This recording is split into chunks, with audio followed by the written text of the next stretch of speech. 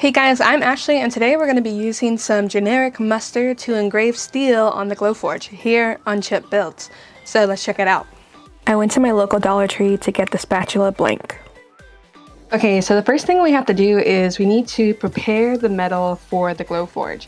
And because the Glowforge cannot directly laser and engrave on steel, we are going to use some mustard and we're going to just paint a nice thickish coat on here and let it dry.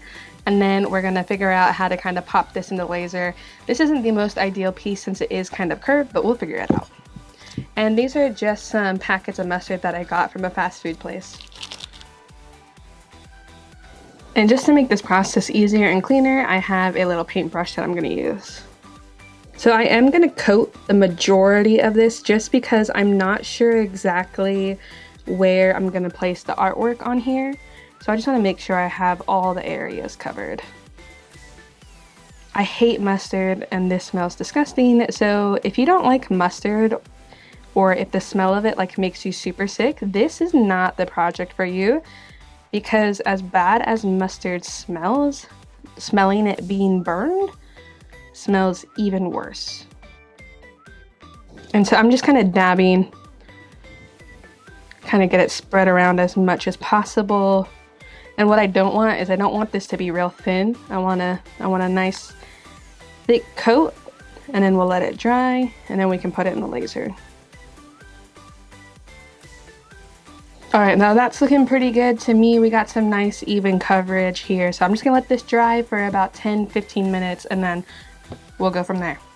Now, because the spatula is shaped kind of weird where it curves up, I can't just put this in the bed of the Glowforge laser because otherwise the laser head is going to bump into it and move it around, and that's just not good. So I am using my 3D printed hold downs to keep this in place towards the front of the Glowforge, and you can find these in my Etsy shop. So in order for us to do this spatula, we do have to have the front lid of the Glowforge open so that the handle can stick out.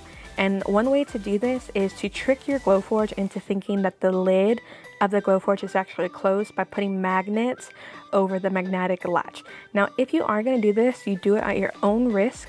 I am not responsible for anything that happens to your Glowforge laser if you use magnets to trick the Glowforge into thinking the lid is closed.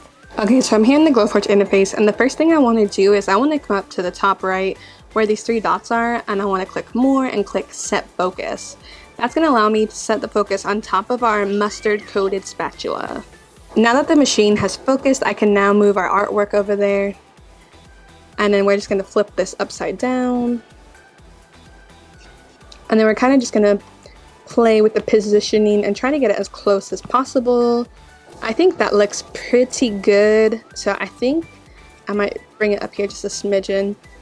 And then I think we're ready to go. The settings we're using is 250 speed, full power, 340 lines per inch with a total of 2 passes.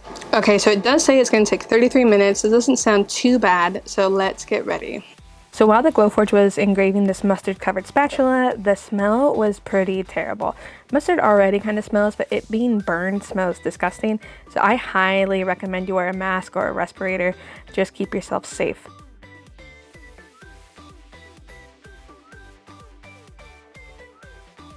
And once it was done etching out all the different mustard, I took it to the sink just to give it a nice clean off.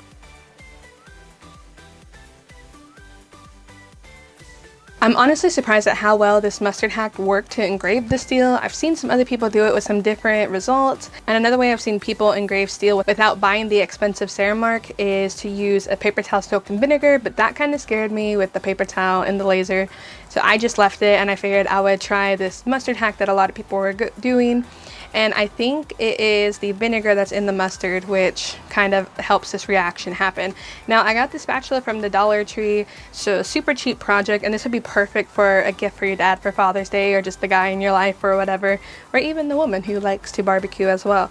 If you want this file, it will be available on my Patreon page, and please let me know down in the comments below if you have any questions or comments about this video. So thanks for watching, guys. See ya.